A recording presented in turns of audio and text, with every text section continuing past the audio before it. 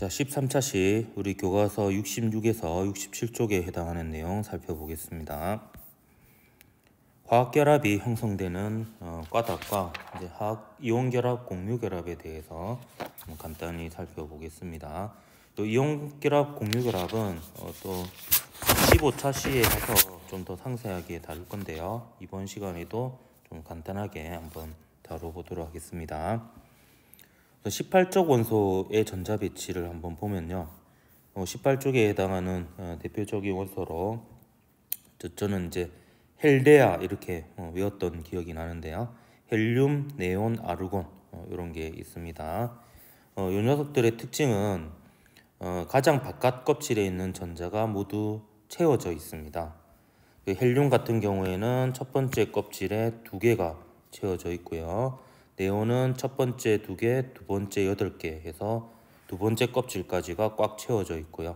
그 다음에 아르곤은 첫 번째 껍질에 2개, 두 번째 껍질에 8개, 그리고 세 번째 껍질에도 8개로 세 껍질이 꽉 채워져 있는 이런 상태입니다. 그래서 화학적으로 안정하여 이제 다른 원소와 거의 반응하지 않고 원자 상태로 존재합니다. 그래서 얘네들은 바깥쪽 껍질의 전자가 꽉 채워져 있지만 결국에 원자과 전자는 하나도 없는 이런 상태라고 볼 수가 있습니다. 원자과 전자는 지난 시간에도 얘기했지만 이제 화학 반응이 가능할 가짜를 쓴다라고 했죠. 그래서 그 전자의 숫자이기 때문에 이렇게 꽉 채워져 있는 전자는 원자과 전자로 속하지 않죠. 그래서 이 원소들은 대체적으로 이 18쪽 원소의 전자 배치와 같은 배치가 되게끔 이제 배열을 하려고 하는 특성이 있습니다. 18쪽 원소와 같이 가장 바깥 껍질의 전자가 모두 채워진 상태가 되어야지 이제 안정해지기 때문인데요. 예를 들면 나트륨이나 마그네슘과 같은 이 금속 원자는 보통 체외각 전자가 개수가 적은 경우가 많습니다. 나트륨 같은 경우에도 나트륨하고 마그네슘 같은 경우에 수소, 헬륨, 리튬, 베릴륨, 붕소, 탄소, 질소, 산소, 플루오로, 네온, 나트륨, 마그네슘 이렇게 나가죠. 이때 나트륨 같은 경우에는 원자 번호가 11번으로 첫 번째 궤도와 두 번째 궤도가 꽉 차고요. 하나가 남아서 체외각 전자가 1개인 상태이거든요. 그러면 이제 7개를 채우는 것보다 얘를 버리는 게 18쪽 원소 중에 이제 네온하고 같은 전자 배치가 되기에 유리하죠. 그리고 마그네슘 같은 경우에도 마찬가지 원자 번호가 12번입니다. 따라서 체외각에 있는 원자과 전자가 2개인데요. 그래서 6개를 여기에 채우는 것보다는 이 2개를 이제 버리고 네온과 같은 두 번째 전자 껍질까지 채워져 있는 이 상태가 되는 것이 유리합니다. 그래서 얘네들은 전자를 잃고 체외각 전자 껍질이 다 채워져 있는 상태로 가려고 하는 경향이 있고요. 산소나 플루오린과 같은 비금속 원소의 경우에는 대체로 보면 체외각에 있는 전자가 보면 전자가 좀 부족한 상태예요. 산소 같은 경우 원자 번호 8번인데 그러면 이제 두 번째 껍질의 전자수가 하나, 둘, 셋, 넷, 다섯, 6개죠. 그러면 이 6개를 다 버리는 것보다 2개를 얻는 게 더 유리한 게 되는 거죠. 플루오린 같은 경우에는 체외각 전자, 원자과 전자가 하나, 둘, 셋, 넷, 다섯, 여섯, 7개입니다. 그래서 7개의 전자를 다 버려서 첫 번째 전자 껍질만 채워져 있는 상태가 되는 것보다는 전자 하나만 얻으면 채워지죠. 그래서 최대한 이제 채워지기 쉬운 방향으로 뭔가 변화가 일어난다 이렇게 보면 되겠습니다. 그래서 얘네들은 전자를 얻는 것이 더 유리하다 이렇게 볼 수가 있죠. 그러면 이제 18쪽 원소와 같은 전자 배치가 되게 됩니다. 그래서 이제 화학결합의 형성 과정을 보면요, 원자들이 서로 이게 좀 오타가 있네요. 제가 홈페이지는 바꿔놓겠습니다. 서로 가까이 접근하면 원자핵과 전자 사이에는 인력이 작용하고요. 그리고 원자핵과 원자핵 그리고 전자와 전자 사이에는 같은 부호의 전하를 띠기 때문에 반발력이 작용하게 됩니다. 이때 인력과 반발력이 균형을 이루는 지점에서 원자 사이의 결합이 형성되게 됩니다. 원자들이 원자 상태로 존재하지 않고 결합을 이루는 것은 원자로 존재하는 것보다 결합을 이루어 존재하는 것이 더욱 안정된 상태일 때, 항상 결합하는 것은 아니고요. 안정된이죠. 원자 단독으로 존재하는 것보다 결합되어서 존재하는 게 더 안정된 상태인 경우에는 이제 화학 결합을 형성하게 됩니다. 자, 이거와 관련해서 우리 교과서에 있는 그림 잠깐 보면요. 66페이지에 있는 그림입니다. 요 18적 원소는 이제 안정적인데요. 화학 반응을 잘 안 하는 특징이 있습니다. 그래서 비행선 같은 경우에는 초기에는 가장 가벼운 기체라고 볼 수 있는 수소를 채워서 날렸었는데요. 근데 수소 같은 경우에는 이제 폭발성이 있다 보니까 예전에 한번 큰 사고가 일어난 적이 있습니다. 그래서 그 이후로는 이제 수소보다는 좀 비싸긴 하지만 이제 반응을 거의 하지 않아서 안정적인 헬륨 기체를 집어넣어서 이제 안전하게 운행을 하고 있죠. 지금도 관광용으로는 일부 이제 운행을 하고 있는 것이 있는 것으로 알고 있습니다. 그리고 아르곤도 이제 보면은 세 번째 껍질이 8개로 이제 꽉 차 있는 안정된 상태이죠. 그래서 용접할 때 용접 부위가 산소와 반응하지 않도록 보호하는데 이렇게 이용이 되기도 한다고 합니다. 이 18쪽 원소는 잘 반응하지 않아서 이 비활성 기체라고 이렇게 불려지기도 합니다.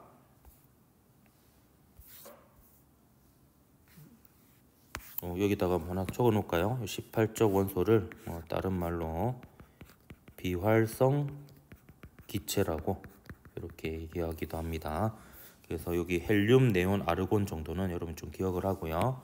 헬륨은 첫 번째 전자 껍질, 네온은 두 번째 전자 껍질까지, 그리고 아르곤은 세 번째 전자 껍질까지 채워져 있는 상태라는 것과, 그리고 이제 이러한 원소들은 결국에 전자를 잃거나 얻으면서 요 녀석들과 같은 전자 배치로 가려고 하는 경향이 있다라는 거 잘 기억해 두면 좋을 것 같습니다.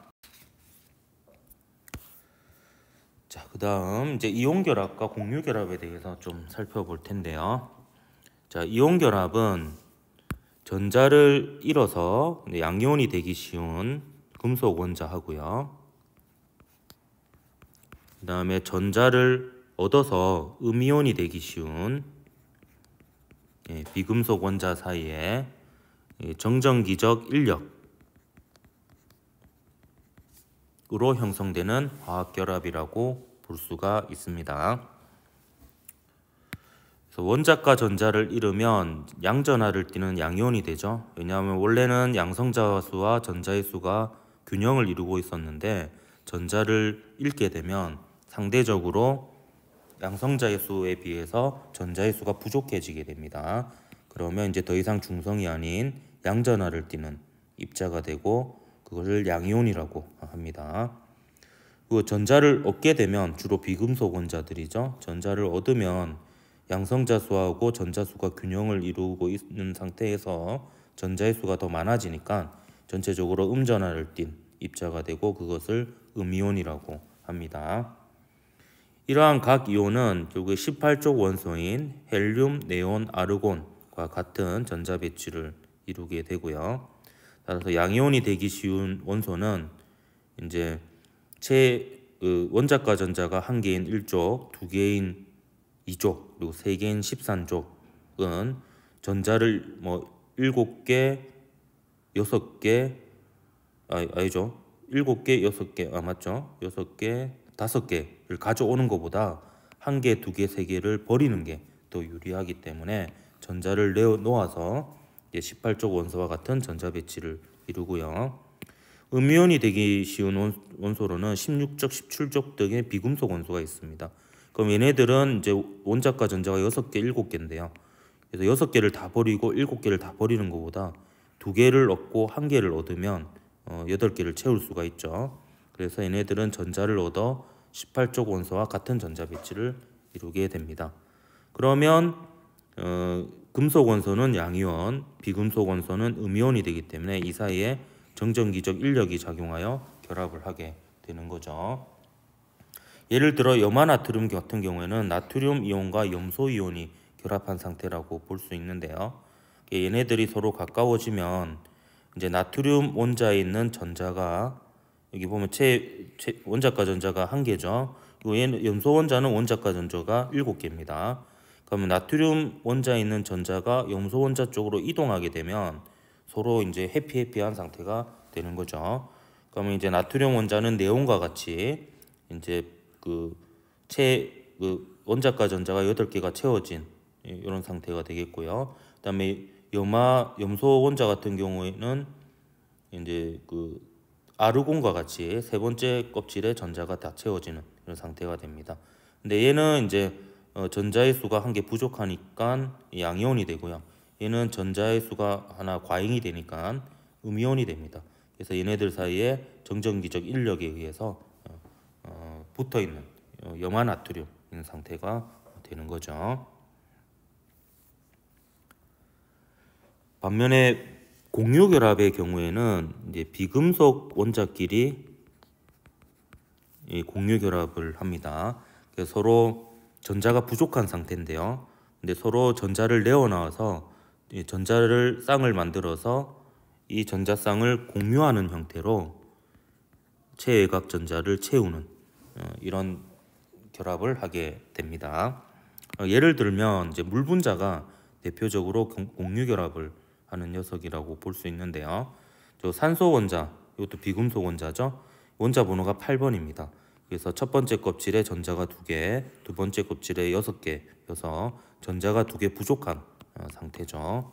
그리고 수소 원자 같은 경우에는 첫 번째 전자 껍질에 전자가 1개 있어서 전자가 1개 또 부족한 상태가 됩니다.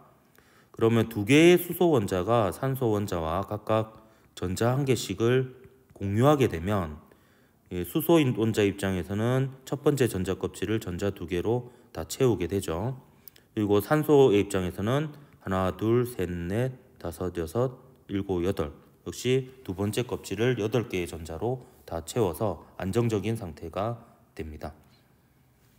이러면서 이제 결합을 하는 것을 전자를 공유해서 결합하는 거라고 해서 공유결합이라고 얘기를 하고요.